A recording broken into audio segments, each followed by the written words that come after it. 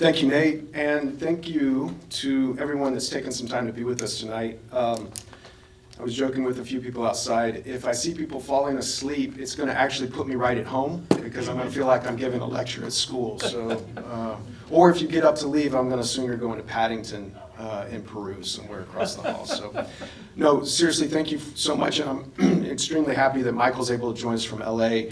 We're going to talk about the lecture tonight in 3 parts. The first part's going to basically cover bigger research questions. Michael's going to then take about a 30,000-foot perspective on technology and the future of technology, digital technology. And then we're going to dive into the book a little bit before we get to the Q&A. So part 1, in introducing the research and some of the themes, obviously we're starting with computation and what we think about computation. Obviously that can mean a lot of different things to different people.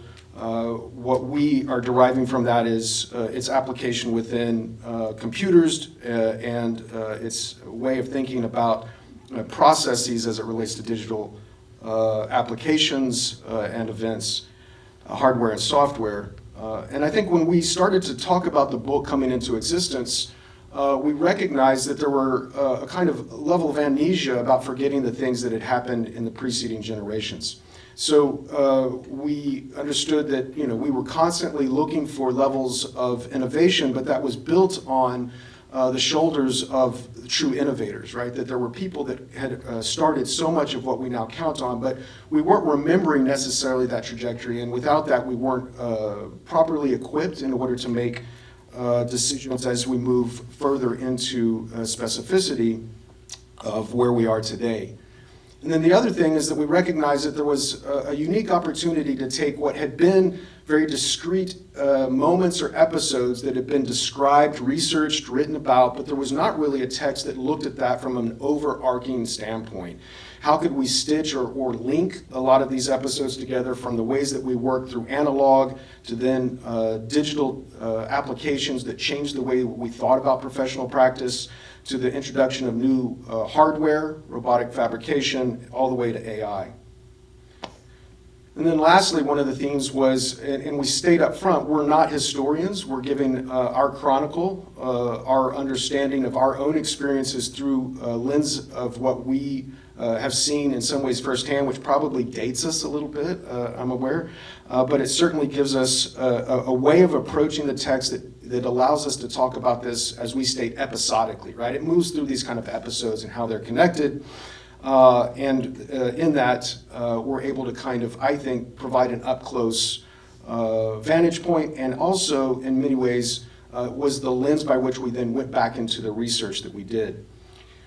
A couple of ways that we went about the research for the book, we started all the way back in the 60s and started to collect a number of different categories, whether that was software, people, events, milestones, organizations. That began to give us a kind of overview of how we would then begin to understand where there were concentrations, where there were things that were happening that were critical. And this will kind of come back up throughout the book. We also went back and looked at about 45 years of conferences, themes that were developed in conferences that allowed us to see where certain topics emerged, where they came up, and then where they started to recede, or where they possibly continued to grow and develop into other kind of tangents. And so I think one of the things that we were looking at was how these began to inform what was relevant and what was influential at a particular moment in time. That led us to kind of try to pull both of those strands together and graph that to understand, hey, early on we were talking about education, we were talking about CAD software. These have obviously changed and become multifunctional, multi-directional in terms of how we think about that as we move through the various episodes that we'll talk about tonight. And so as we fill out these kind of categories, we see that it becomes more and more detailed as we move through the content of the book, as you would expect. The last thing I'll say before I hand it over to Michael is that this was really our awareness, our kind of way that we summarized what we feel like is important for a takeaway from the book. That there's these stages relative to that development that build upon each other, and they're not succinctly and distinctly clear. They ebb and flow over each other, but for the most part we can see these kind of stacking on top of each other. And we'll talk about how that became the lens by which not only we saw the content of going back through this history, but also the way that it's going to restart as we discuss AI at the very end. And then that led us to really the kind of more detailed table of contents, which allowed us to go in and begin to kind of do the writing for the book itself, which we'll build out and talk about. I'm going to hand it to Michael and let him talk about his part. Yeah, we're doing this weird tag team all the way through.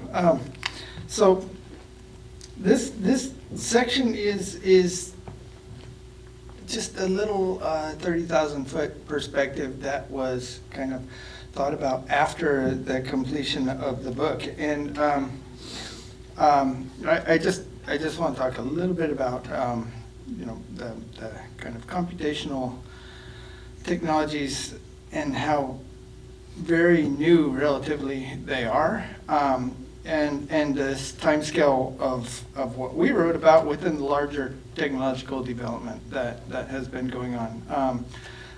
I'm just going to talk a little bit about culture, society, ethics, things like that, and really try to make a short argument to embrace development.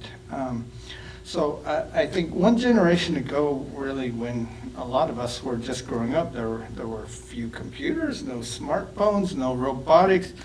And the interesting thing is, I think the next 20 years are really going to make the past 20 years seem like nothing has happened. And this is the Human Developmental Index, which basically measures country, societal, or social development in three main areas, like health, education, standard of living. Basically, it's a metric of a group's ability to master its physical, intellectual environment and essentially get things done. For 200,000 years to 300,000 years after Homo sapiens first appeared, all the tools and artifacts remain surprisingly simple. That would be that line going about, past the railway stop out the building. Then about 65,000 years ago, more advanced technology started appearing. There were things like the invention of language and agriculture that also, played major roles in population and nomadic patterns. But relevant to this discussion, I showed the first machine age, second machine age, and the age of AI. And I also added in here Göbekli Tepe in Turkey, which is about considered one of the first examples of human-made architecture. And you see this extreme spike, at the far right. And I contrast it with this, which is the Human Population Index, almost parallels the Human Development Index. And most predictions, including the UN, are that our population is going to peak at about 10 billion at about the year 2100, really not very long from now. And so, it makes me think, what's going to happen to human development with a declining population? Our entire modern existence has been within this context of an increasing population, and it affects architecture tremendously, from our entire built cities to housing to everything. My optimism tells me that we don't focus so much anymore on making more and more things, but we focus a bit more on making things better. So the other thing is that most of our problems, from climate change to smog to everything, are technogenic, and they are problems created by other technologies. And part of this is what I call autocatalytic processes, which is basically a chemical term, but in this case means the pace of change accelerates because digital technology reinforces the development of innovative products, so the process kind of cascades on and on. And to make almost everything in this space relies on this ecosystem of predecessor technologies. So I think the frontiers of computationally enabled design, fabrication, and construction basically have built this base that we now have of these predecessor technologies. One thing we noticed in writing the book, that there is a sort of expansion and then a curation or a consolidation. And we noticed this in computational technologies, but it's also something like Kevin Kelly points out with respect to general technological development. And computation architecture at a smaller scale has paralleled this. And I think the thing is that there's many architects who are just kind of coming to terms with these tools. And a lot of them we've appropriated from other industries. We're starting to understand they're no longer tools for making stuff, but they're tools for thinking. And we can approach design differently because these tools are involved in the actual construction as well. And so, the point is that these predecessor technologies are now enabling new ways of us thinking about design. We're also seeing this shift from mechanical to biological in terms of adaptation in architecture. And we can now produce materials that meet specific performative criteria. And this transformation takes place at often very small molecular level, where it's at the level of materiality. And I just want to kind of make the point here of these, when I say embracing technology, of these technogenic solutions to our problems and embracing this development.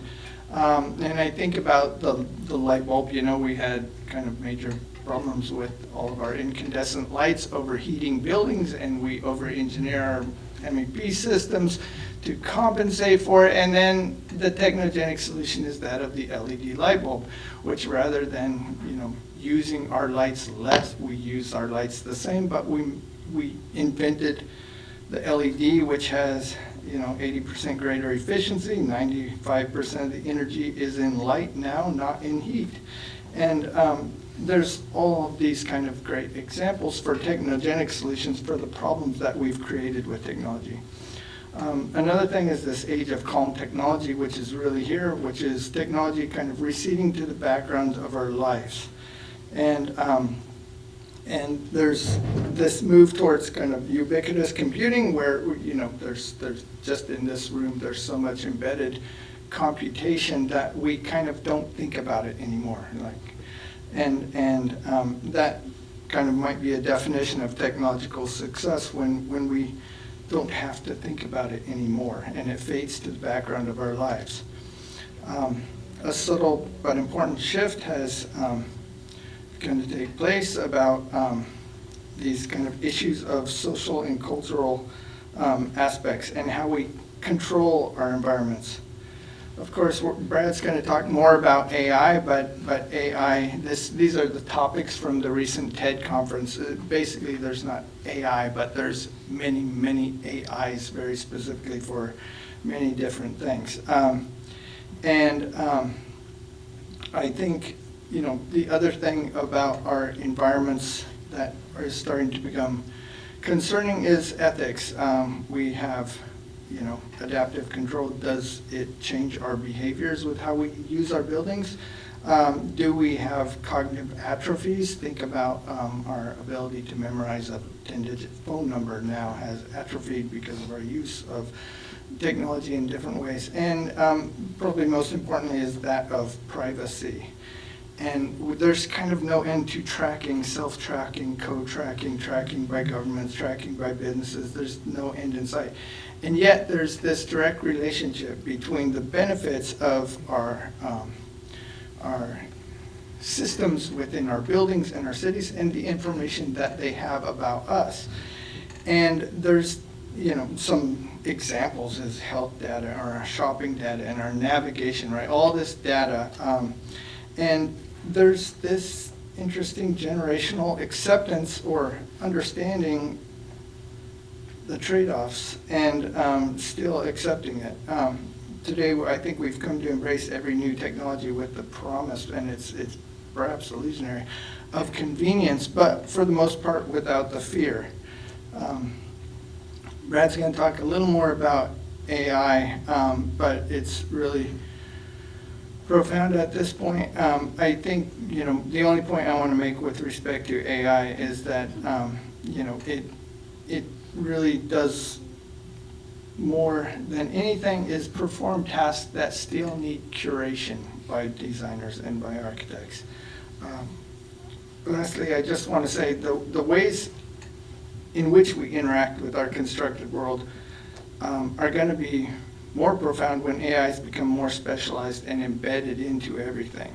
I take this protopian perspective where life improves gradually over time, and so it's not a utopian kind of perspective or dystopian kind of perspective. This is my kid sitting on a couch, which she does often with her VR on, but these technological worlds are full of vast amounts of information. They're social, they're interactive.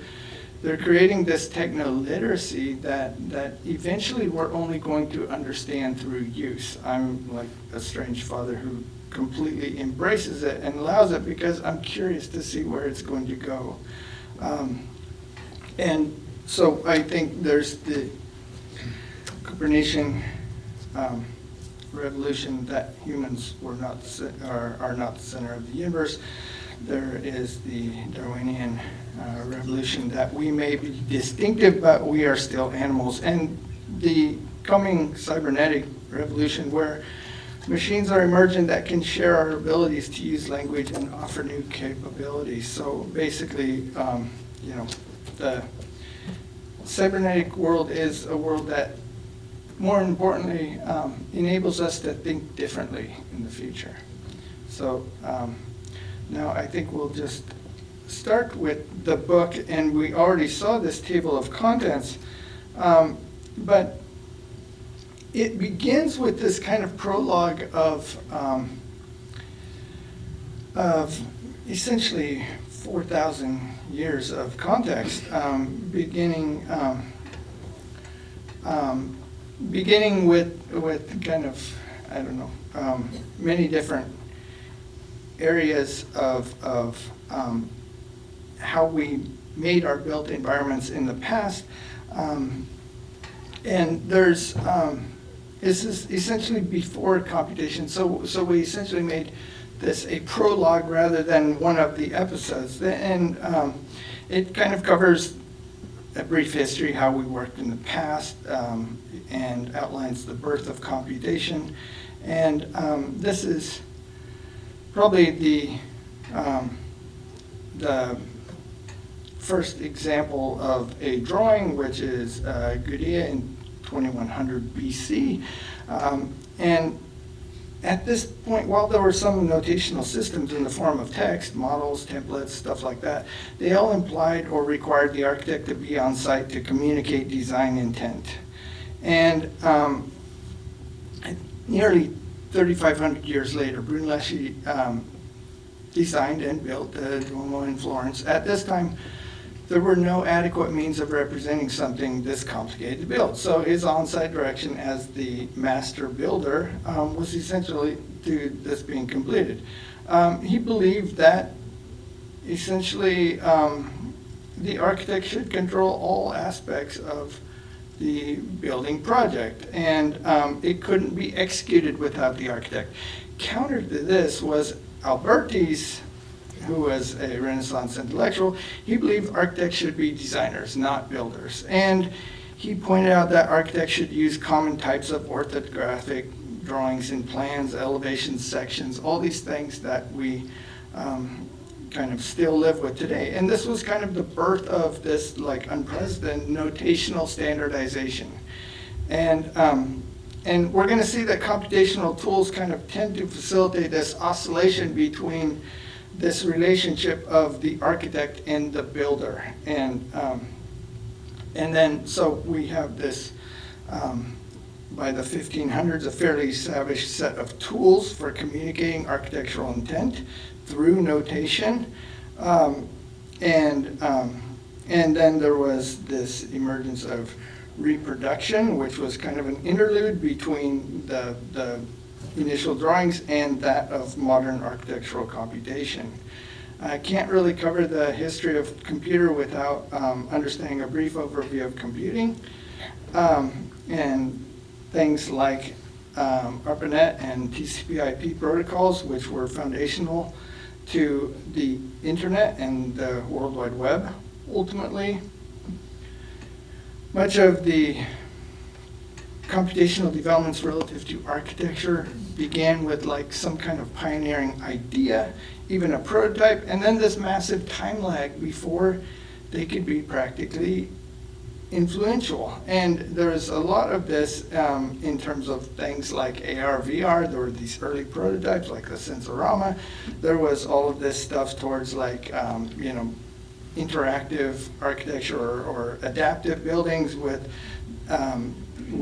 people like Cedric Price, and it couldn't be built yet because there weren't really computers yet, but all these ideas were out there floating around. Also, the linguistic birth of things like shape grammars and how we can have, and that came out of kind of both computer science and cognitive linguistics. So these early computational devices date back as far as 2400 BC, but the contemporary computer timeline, basically, we have Charles Babbage, Ada Lovelace providing the foundation with these early calculation machines, the Analytica and the difference engine, and then came along in 1943, the ENIAC computing system, and this was kind of the first large computer. By the time, just to kind of understand the relative scale, it took up 1,000 square feet, had 19,000 vacuum tubes, weighed nearly 30 tons. And by the time we get then to the early 70s, we start to radically shrink the size of our computing systems. This is the 4004 processor, and it sort of places us in this trajectory of Moore's law, which is basically where computer chip capacity doubles every 2 years. So I think that kind of covers the prologue leading up to where we sort of see this computation intersect with the architectural profession. Now Brad's going to take over.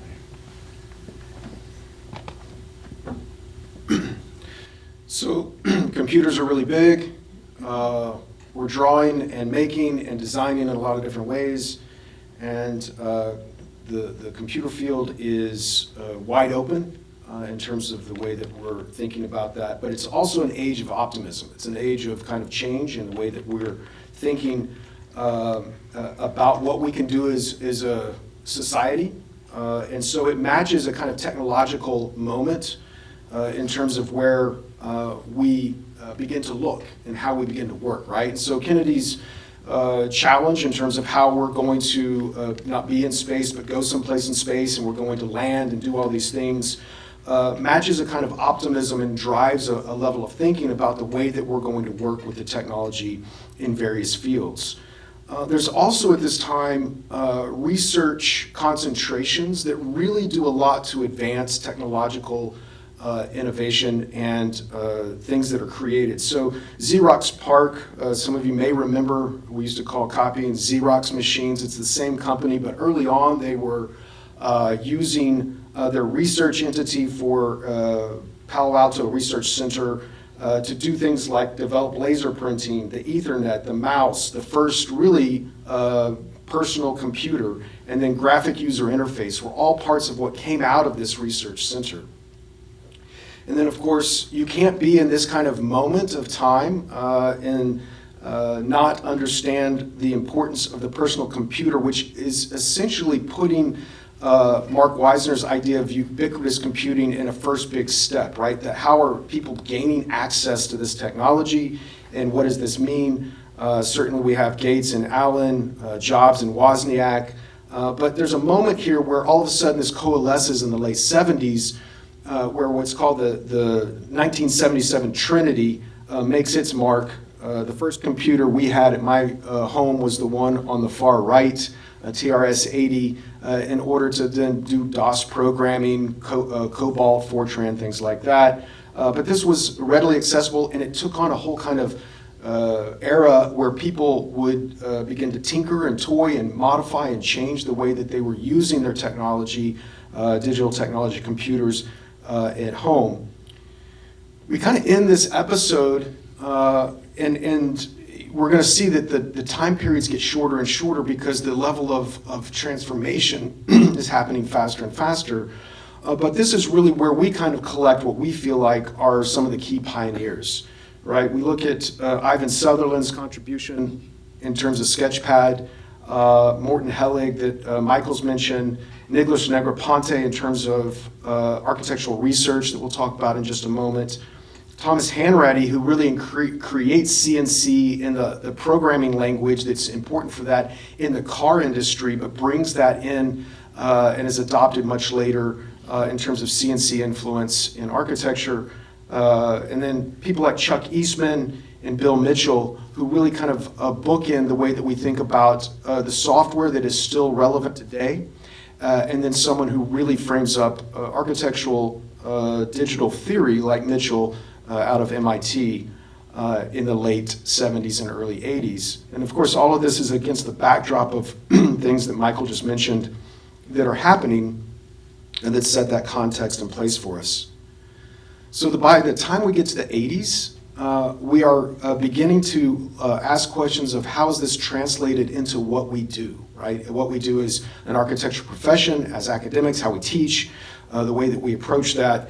And there's a number of things that are critical, not least of which is the wide proliferation of software that comes out in this decade. There's a ton of software that we still are building on or still use in some capacity through modified forms. And we also see that there's organizations that form in order to disseminate knowledge. Up until that time, it was not like it is today where you could just pick up anything from anywhere off of the web and begin to learn about it. You had to really be in a concentrated setting that was dedicated to exchange of knowledge in that regard. And so these organizations become really critical in order for us to understand that. Some organizations like Acadia that Michael mentioned, who was the president of that for a decade in our time in terms of where we met, other organizations in other parts of the world like ECAD and CAD Futures that were taking place in Europe at the same time Acadia was forming. And then it's important to probably note the Negroponte's creation of the MIT Media Lab, which is still in existence today, is again an extension of like Xerox PARC, but it becomes tethered to an academic setting in order for us to understand how design and digital technology is starting to influence the way that we work and think.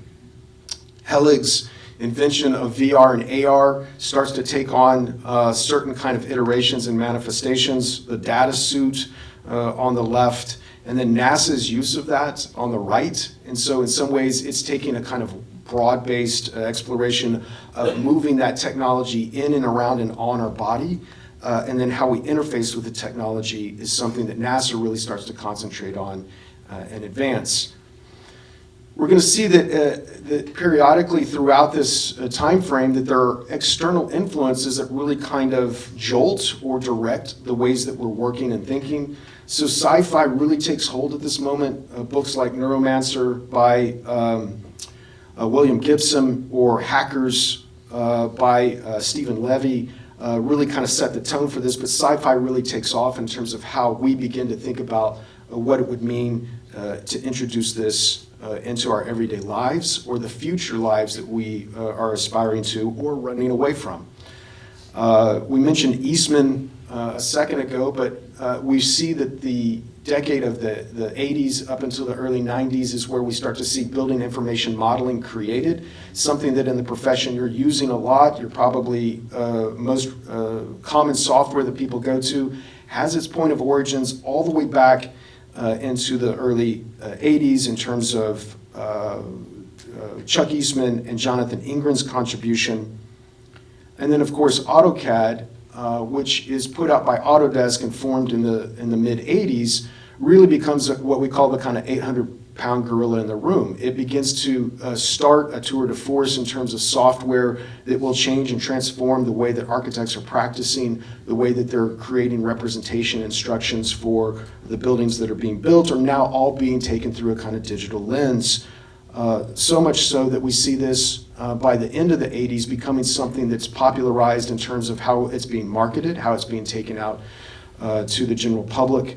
And this is what an architect should look like, right, in terms of practicing at home with all of these things surrounding you, including a nice vase of flowers. Lurking in the background, though, is a change that's coming. Gary puts forward through his use of CATIA modeling software the ideas that we can begin to not only use technology in a different way, but we can use different technology to get at those ends and those means as he starts to propose Bilbao, Guggenheim, and also Disney Concert Hall.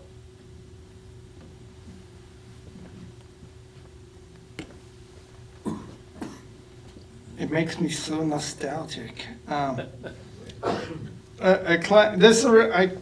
We can't get distracted in this talk, but a client brought in a floppy disk the other day, and my kid came into the office. He said, "Who 3D printed the save icon?"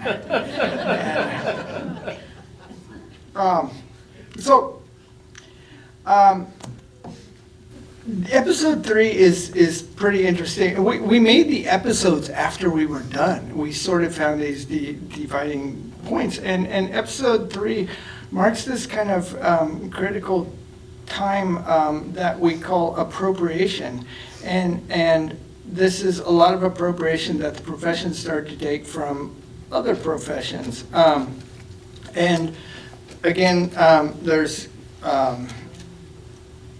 it's kind of marked by a huge amount of organizations being founded to kind of share and disseminate. The interesting thing is these organizations were still relatively in silos. So if you're in Europe and you're a member of ICARI, yes, you're in this community, but you're still relatively in silos.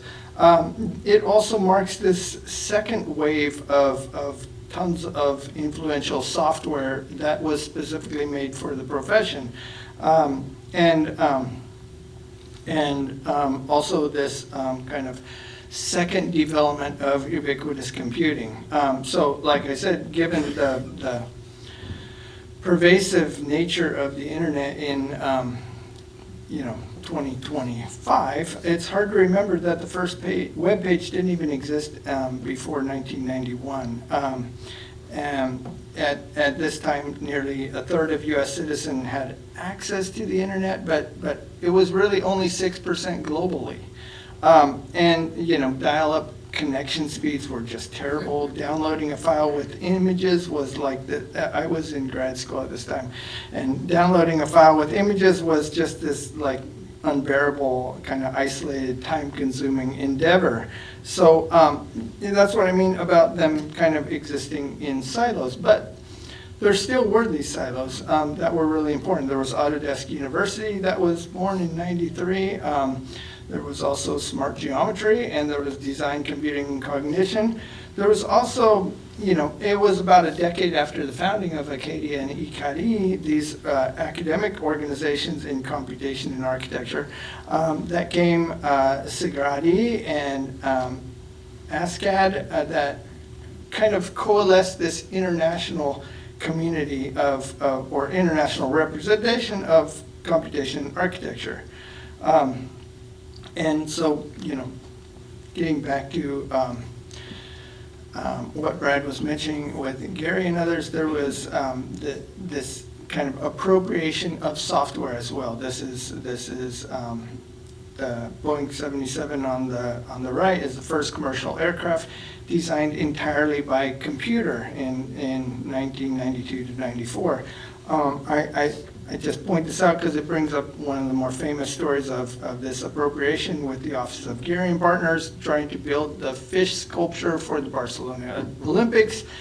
And they couldn't do it. The contractor couldn't build it. They couldn't design it to a degree. And basically, Jim Glimpf at Gary's office, then basically said, well, why don't we try and adopt this CATIA software they're designing these curvilinear shapes for aerospace. And that was kind of and so the beginning of the use of CATIA for use in building these complex things in architecture. It also marks, like I said, this second release of software, and this included Rhino and SketchUp and Revit that were kind of positioned to compete with the monster in the room of AutoCAD. And I think the interesting thing about this time was that there was a lot of appropriation of software from other industries in visualization and 3D modeling. Things like Lightwave 3D and Blender and Maya that weren't made for the architecture profession, but were then adopted and then kind of taught us, like I say, to think differently and be able to imagine things differently. Rhino quickly became immensely popular. It was like this easy to learn freeform surface modeler, but more importantly, it was based on NURBS geometry, which made mathematically precise models that were easy to interact with in 3D space, and it's still immensely popular. So there were also these parametric BIM programs that came about, including Vectorworks and ArchiCAD, digital projects, even generative components, which made huge strides in performance analysis, MEP, structural, things like that. SketchUp also came about at this time, filled an entirely different gap of kind of allowing us to create very simple schematic 3D models and integrate it into Google and Google Maps. So the possibilities like fostered new kind of thinking. This is Greg Lynn's work, that kind of brought about this blob architecture with unprecedented formal departures, went against any kind of preconceived ideas of architecture at the time. First blob building from the standpoint of using computer tools was not Greg Lynn, but I just want to mention that it was the Water Pavilion by Koss Oosterhuis and Lars Spurbrück. But there were these other built examples which really helped propel the use of these tools in making kind of unprecedented forms. Here you see the International Terminal Waterloo Station by Grimshaw. On the right, Foster's office at the Great Court of British Museum. And at this point, there were specialized computational modeling groups beginning to emerge within these professional offices. And here you see one of the best examples. One of the best examples of the Yokohama Pure Port Terminal, that basically this kind of hybrid of non-Cartesian infrastructure and like social functionality. And lastly is, while these many architects were exploring these new formal departures and possibilities in what could be modeled, there was also this really kind of second resurgence of the earlier things I mentioned with Cedric Price and embedded computation that was born out of computer science in terms of intelligent environments. And this is the Adaptive House by Mike Moser in University of Colorado. It basically monitors the behavior of the inhabitants in the house and adapts intelligently to it. And it's kind of the birth of what's now a kind of intelligent home or intelligent kitchen, etc. Trade-off? So we labeled this next section experimentation because essentially our appropriation of software completely radicalized the way that we were thinking about designing and making.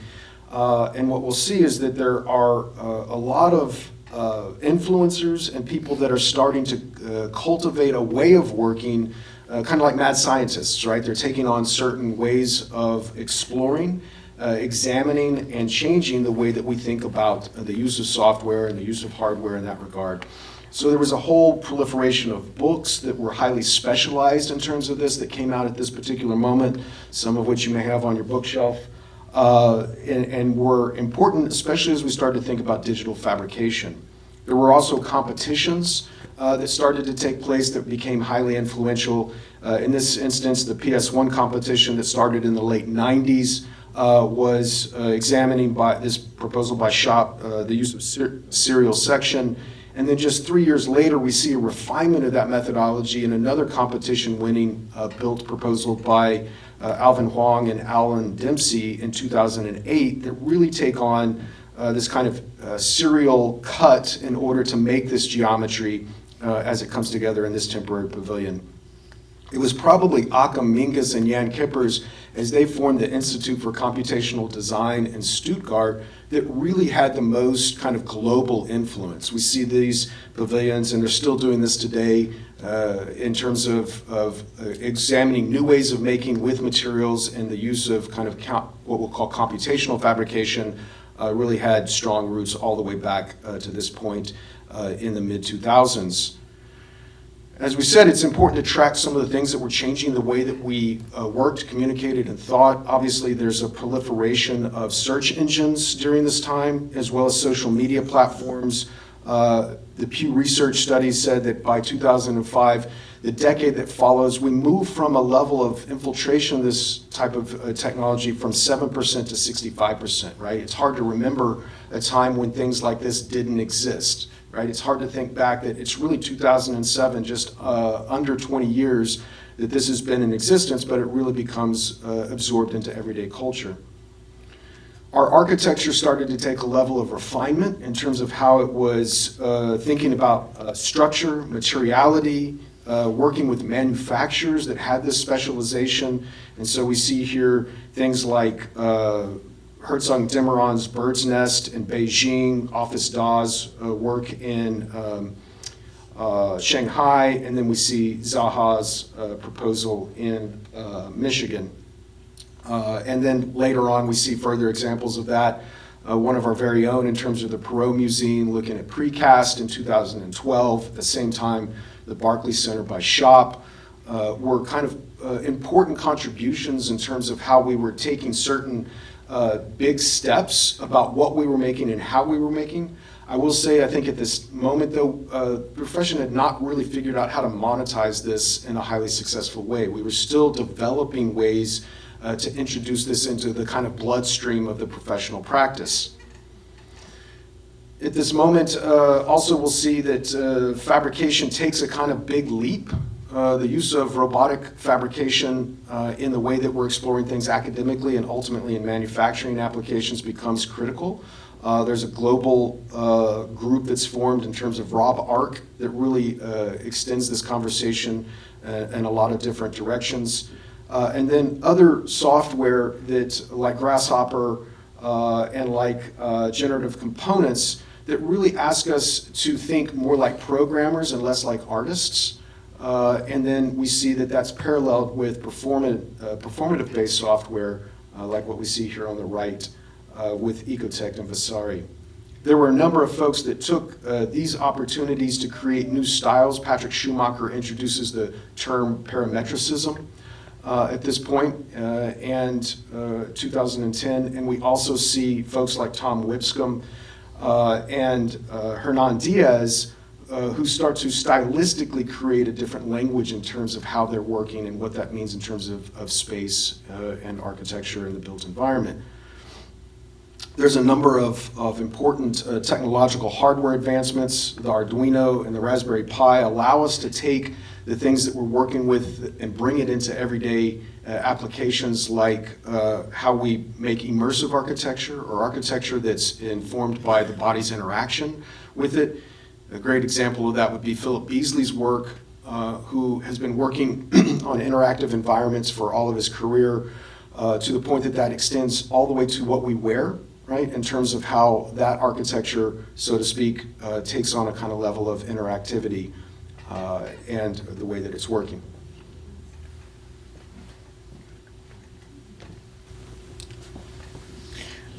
All right, so, and I think that was the episode where everything cool happened. And almost because you could do it, and you did it because you could do it, and it was so much exploration. Now, after almost a kind of decade of that development, of kind of unprecedented exploration, the taxonomies, we call them trajectories, they really started to narrow.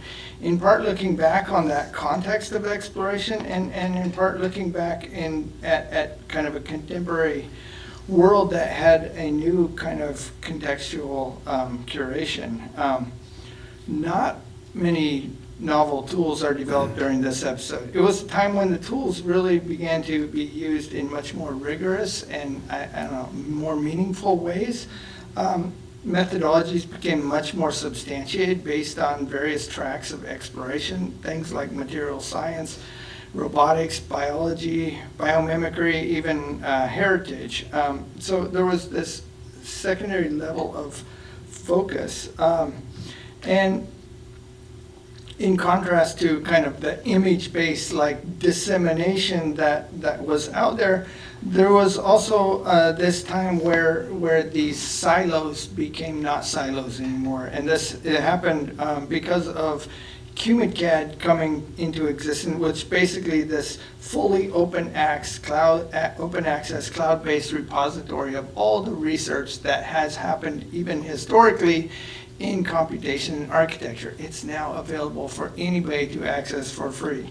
And there were a number of these significant books then that happened during this period. And it's a pretty short period, but there was this increased environmental, ecological awareness, understanding of beginning of the understanding of these kind of problems, global planetary problems associated with social, cultural issues. So there were a lot of designers and academics operating in this space. People like Neri Oxman with her material ecology group at MIT, Max Forns. There were others, including the Block Research Group at the ETH, Akim Menges, who Brad already mentioned, Andrew Kundlas, who and Skylar Tibbetts, basically all of these kind of people in the architecture realm who are working like in these coexisting relationships with engineering, material science, and computation. So much more kind of interdisciplinary approach towards architecture and computation happening. BIM tools also inherently now are parametric tools, and their impact on the profession rapidly growing. There were a number of conferences like SIMAD conference, and this sort of addressing of these global problems through sustainability and building performance, which were not new problems, but now they were being allowed to grab increasing attention through the tools, being able to now quantify objectives of building performance and building operation and control. And so this became kind of a major trajectory that grew out of these kind of bigger understanding of global issues and sustainability. And a lot of offices then at this time began to have increased role in architecture and computation, having their own sort of computation work groups within offices. So there was kind of this flattening out of this knowledge gap between academia and what was going on in profession. Okay. Okay, last episode. And I think in some ways we call this paradigms because it builds off the legitimacy of the research and the investigations that are going on just prior to this. And we see that, again, a lot of people working in this area in terms of what we'll call influencers, but not as much software, milestones, or organizations, because in some ways the technology has become more ubiquitous, right? It's moved into the kind of bloodstream in a way that we understand it, and it's now gaining specificity about how we apply it. I start with this slide in terms of understanding this particular moment against this backdrop, one that we're all very familiar with, in terms of changing the way that we thought about communication, interaction, and the way that we leverage technology to stitch culture back together. It allowed us to ask different questions, maybe bolder questions as a backdrop. So these social, these biological, these environmental, these urban driven questions begin to kind of come into sharper focus in terms of the research that's being done. We're leveraging our kind of colleagues in the science fields, in the materials, the engineering, right? It takes us in another different direction. An example of that would be the way that we can see evolutionary structural optimization in terms of these brackets that are done by NASA for titanium printing is on one end of the spectrum, where 3D printing full-scale infrastructure as a bridge in Amsterdam is allowing us to think about large-scale manufacturing in a different way. We also see on one end of the spectrum the use of the technology like LiDAR or photogrammetry in order to preserve our context, juxtaposed against the way that we're thinking about off-planet habitation. Bjarke Ingels and Icon that's down the road in Austin, advancing that and allowing us to think about large format additive manufacturing in a different way. It's no longer just happening along one trajectory. We can see that we're using large scale additive manufacturing in a number of different application technologies, or for instance, on-site construction robotic development allows us to see this, whether it's biomorphic robots or single task robots. Digital twinning, highly influential in terms of creating a digital second that allows us to monitor post-occupancy in the ways that we can think about engaging with what we've not only done in the built environment, but how it has a life cycle beyond that. I'm going to try to very quickly go through 60 years of AI in about 2 minutes so that we can leave time for a couple of questions. But I think it's important to note that AI has been around for a really long time, all the way back in 1936. But it really starts to take off in the 50s when the term is actually coined, right? So computers are not just adopting cognitive capabilities, where that's the ambition, but they actually start to take on as a particular field in terms of computer science. It also has moments where it ebbs and flows, right? What we call the AI winters. It's been around for a long time, but it hasn't been in the foreground of what we're using in the way that we apply it. So folks like John McCarthy and Marvin Minsky, Frank Rosenblatt, they all kind of contribute important things, but it's popular culture that allows us to kind of see this come forward in terms of Garry Kasparov's playing Deep Blue in chess, or we see the AlphaGo example where we see AI maybe for the first time exhibit creativity in the way that it's working as a computational device. For the comparison in chess, which is simpler than Go, Deep Blue could perform 100 to 200 million moves within 1 second, right? And so we're just continuing to advance with that in greater and greater levels of complexity. Something that I think we're all gaining familiarity with in terms of how this is creating image generators and the way that the text prompt is allowing us to understand the way that we can create an author in a new way or co-author with the technology. And then in the last couple of slides, there are certainly folks that are advancing the way that we think about this relative to the theory and how it's being applied to the design process. But I also highlight someone like on the far right here, like Daniel Kohler, his large city architecture generated city landscapes data set looks at over 5,000 or 5,800 global cities, creates over 1 million new AI-generated images. It's largely taken from the stylistic cross-section of a particular location in order to author new outcomes. It's scanning those, it's creating those, it's developing a kind of shorthand for that. On the far right, we see Dallas, Texas, as it does not exist, but as its influence in terms of its AI outcome. What I think is probably the most interesting is how it's also moving very rapidly through other ways of working in terms of designing, whether that's VR, that's building performance, or maybe in terms of how we're using development and planning tied into code and regulations in order to see that AI is a highly influential and important mechanism for us to very quickly and efficiently move into, I think, a whole different era, which maybe we'll talk about in a second. And this is where we kind of end by saying that AI has really brought us back to the beginning.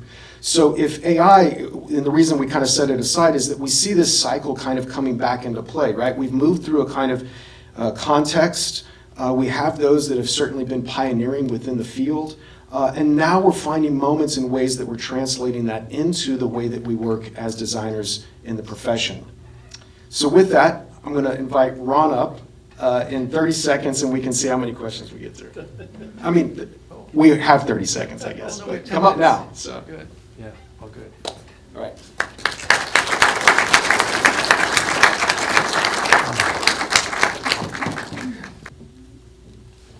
So that was pretty dense, right? Pretty quick. It's a fascinating read. For those who haven't read the book yet, I can attest to the fact that the narrative keeps the same pace as Michael and Brad kept on the screen. Because it's a story that we can all connect to. I think that's what's really great about it. We all live somewhere in that context, and we've either experienced more or less of it, and I think that's really good. And to put it, to a personal situation, the timing is great, because at our office, and I see them in the front rows here, we have Harish, who is one of our computational designers, who I introduced the book to, we talked about it, and then he's talked to our whole global team. He said he thinks we may have started a movement internally at Perkins & Will because they're all reading the book and commenting on it. Nice. And then equally interesting, if not more so, was Dean, who's right here in the third row. After the announcement came out, he came over and talked to me and said, hey, I'm an early sort of adopter here. He studied under Bill Mitchell over at UCLA. He actually went out to the East Coast, attended the first Acadia conference, and then helped actually to coordinate the next one in Blacksburg, and then the following one in Columbus, Ohio. So, I mean, the idea that the fact that the story was told even internally, and we could create connections, I think the book right there is starting to sort of open our eyes to what's happened. But let's talk more about some questions here, because I think there's probably a lot of burning questions up in the audience. When we think about technology, it's really easy to recognize that many people don't have it. It's so pervasive with a lot of us. There are a lot of parts of the world that the technology doesn't exist. And do you see this acceleration of technology as creating a democratizing of design, or does it start to be something that creates a disparity? I mean, how do you reconcile that, or what do you see in your research? Yeah, I mean, I think we can say that it's a both and outcome in terms of the access to the technology and the way that it's making its way into different sectors, different geographic regions. But with that, we also can look at the ways that it's not making its way to all corners of the globe and all applications in the way that we're working or thinking. But I have a kind of optimism about that, because in telecommunications, we see that the inability to pull phone lines to a certain location is completely leapfrogged by mobile communication with mobile phones and things like that. So the computational technology has a way of finding a way to work its way into certain areas that it has not seen prior. But at the same time, I think we have to recognize that there's a kind of select few that actually control that in a way, right? Our algorithms are actually under the kind of oversight of a small handful. So while access is democratized, and I think it will continue to be, control over that actually is what's probably most critically at stake. I'm in agreement. I'm not gonna add much, except that I think there's a difference that should be pointed out between say things like digital fabrication and aspects of construction that take a certain amount of money to be able to explore in certain ways, and we saw a lot of different examples there, and then software, which I think is very democratizing, and you start to see people from all corners of the world being able to kind of use this software, access it at a reasonable price, and be able to design and I think share it through the internet, which is probably even more important. I think the key word there is optimism. I think that's part of the theme here, and you can see I've got a lot of questions that came to mind. But what started as something of, how we describe buildings, right? That's really what we do as architects. We draw buildings, we describe them. In early technology, we were just describing those. And then it became something now where we see that we are starting to understand and really network into full ecosystems, right? So to try to put everyone's mind at ease for those, especially early in their career, I would ask, does this trajectory of the way the technology seems to be becoming more and more automated as an industry, does that sort of send an alarm that it's going to be restrictive or reduced in terms of actual need for people? Or does it open up this really great set of opportunities for designers, architects, or it's even more radical than we might expect right now?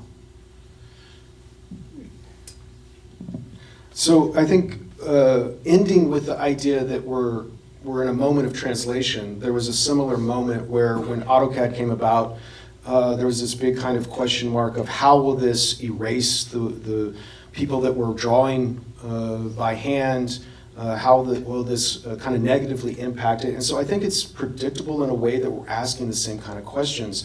I think the answer is yes, it's going to radically transform the way that we work. I don't know that we know that yet. I think we're on the kind of front end of beginning to kind of think about how we would appropriate and implement in different ways. And then ultimately, I think we're still a stretch off from how we really gain new perspective about this in terms of experimentation. For me, one of the key things Michael says is that we're in a kind of moment of curatorial kind of importance, right? The way that we're working to curate the AI is kind of the way that we calm ourselves into thinking that we still have a foothold. There could be a moment later on down the line in certain sectors, certain areas where we don't.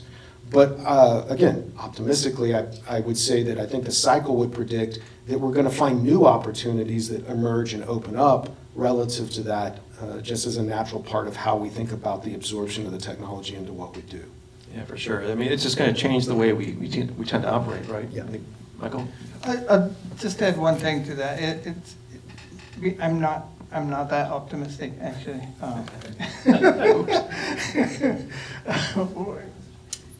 I mean, hold on to your jobs as long as you have them, but I think the mistake at this point is really trying to use these new tools to I guess understand how they fit into our workflows of architecture, and I think what we need to be is a little more open in terms of, like you say, what are the new opportunities within this sphere? Because I think the workflows and methodologies that we're using are maybe not really applicable in the future. They're going to change, and I think we just have to be a little more open in that respect. Yeah, I think they actually explode into other opportunities. Like we're saying, I know even in our own studio, we're not just doing shapes anymore, right? We're starting to understand the materiality in a specific way, the behavior with hydrology or wind patterns, the way people move through the city. All these data points start to make us think completely different. It's always that question about, and I had this as sort of a secondary question that I don't think we'll have time for, but are we losing or deprioritizing the idea of beauty and joy for the idea of intelligence of information? I think we obviously want, like you said, both and. We want to do both. But there is this thought where we're trying to gather so much data that we can almost lose sense of where the actual spirit or soul of design really is. Nate, do we have time for more? Should we ask the audience? A couple audience questions. Yeah, let's ask the audience. I've got a lot more here, but anything out in the audience that we can have answered here? There. Yeah, let me see if I can repeat it. What is the impact of venture capital entering into the AEC industry and specifically relative or related to technology? Well, I do think that, again, if I'm going to use the lens that we created early on with how we understood this cycle, we were identifying pioneers as individuals, right? We were understanding that their inventions actually came from their personal experience, right? And I think we've passed that in terms of not seeing pioneering coming from individuals so much anymore. It's coming from organizations, it's coming from other forces.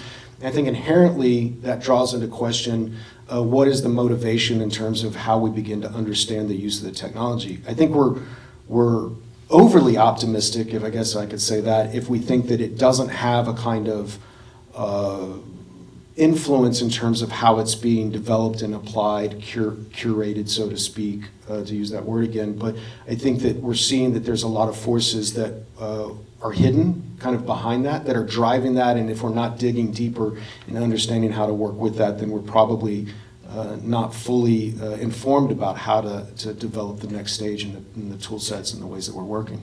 So, Another audience question? Right here. I think in this age, would you characterize it more as in the Brunelleschi sense or the Alberti sense of architect as builder, dealing with materials, physical properties, or more so designing, making shapes, kind of more the generative AI sphere? Where do you stand on that? I don't know, it's interesting because I don't know if you watched that whole talk in fast speed, that those roles have really oscillated and gone back and forth too. I think when we get into things like digital fabrication methods, right, and then the architect really needs to be in control, and then other like areas where the architect kind of loses control, and it's much more about industry and means and methods is like completely out of our hands in a separate legal sense. So I think in the kind of future world of AI, it's I think getting out of our hands a bit again, and especially the last kind of slide that Brad was showing with so much kind of robotic, automated fabrication and stuff. And I know some of it seems like sci-fi, but you have to really get out of this mindset and understand the perspective of everything that we showed is like in such a short time span that the reality of the robots building buildings, it will be in our very near future. And so I think that's more what I'm talking about.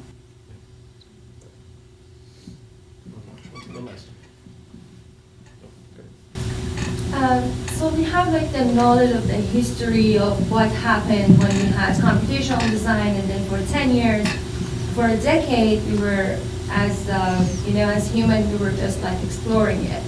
And then it got to a point that it became more directional. We were more aware of, okay, this is the power of it and how we can use it more intentional than just exploration, right? So now with the AI, and technology being just one aspect of this change that is happening in our society, for people. So with the AI, the same thing can happen, that we spend years and years just exploring where it can go, and then we get more intentional about it. Can we use the data that you have and the power of AI to sort of forecast how we can transition through that exploration without losing so much, time and money on it, and get to the point that we can use it more smart, faster? Or is this something that you think we can actually use based on this huge knowledge that is here and the power of AI? That's a super great question. And first off, that you really paid attention, but I think we spoke about this before the talk, that it was a perfect time to write the book, because it was kind of this exploration and coalesced and was very curated, and then boom, it starts again with the AI. I mean, I suppose the answer would be yes, of course, but my thinking is that like the exploration period is actually very fruitful in kind of like just exploring, and this is happening right now. There's hundreds of startups in architecture and AI, right? Everybody is trying to figure out what's useful about this, and that exploratory phase right now is actually very fruitful. So I think, yes, we could, but I would disagree in that it's kind of productive to curate at this point until the exploration has kind of disseminated to a certain extent. I don't know, that's just my perspective. Well, I mean, I think you know this firsthand, right? I mean, you're one of those AI startups in the space that's trying to kind of understand what that means. I'll just quickly say that I think it will speed up. I think that the idea that our acceleration with the way that we're implementing various forms of digital technology is inevitably suggesting that we're going to speed up. Moore's law is no longer applicable, but there's other laws replacing that in terms of how we think about the kind of saturation. But I think the point that Michael's making is kind of key. Like, how do we resist that at key moments in order to make sure that we're advancing with a kind of thoughtful insight, or at least a kind of calibrated insight, depending upon the human technological divide that you kind of land on. Like, how are you beginning to understand these steps? Because without that kind of reflective quality, without the tension, without the kind of challenges, then maybe we're being driven by some of the forces that we maybe ultimately are aware of, or maybe we want to embrace, but maybe actually we don't, right? And so I think that becomes really critical. So, yeah, that's it.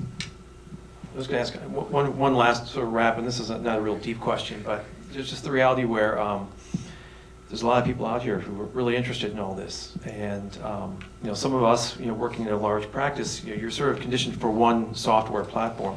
Where would you recommend that people who are really deeply interested, besides just reading the book, which you should do, read the book, where should they go to really try to feed this or interest in this sort of sense of curiosity and then maybe discovery? I mean, and there's, you mean as far as resources? Well, like in the book, there's a lot of talk about the way publications and conferences and all of these things that sort of fed into the sort of culture of computational design. The conferences still are very valuable. Things like Acadia Conference, which have really begun to integrate professional practice a lot more. Lately, it used to be much more academic. I also, you know, I love this site, parametricarchitecture.com, that has tons of free or very affordable tutorials in not just parametric, but like advanced kind of stable diffusion and a more advanced kind of use of AI and how they can be integrated into workflows and things like this. So, I mean, there's like, that's a good resource for all these tutorials. All right, well, thank you. Yeah, really inspiring. Appreciate all that. Thank you. And thank you that those that have purchased the book already, but there's also still some, as Nate said, out in the lobby. Thank you very much for coming.